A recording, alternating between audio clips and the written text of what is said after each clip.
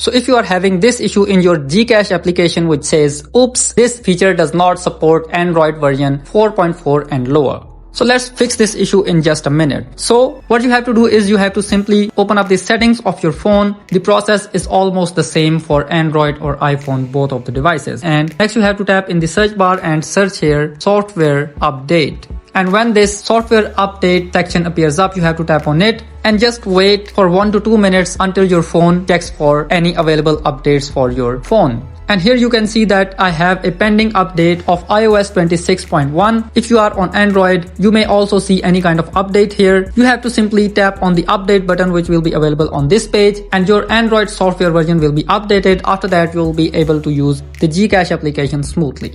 But if this thing didn't work and even after updating, you are still seeing that error, then you have to open up your App Store if you are on iPhone, and you have to open up your Play Store if you are on Android, and go to the search bar and search here GCash.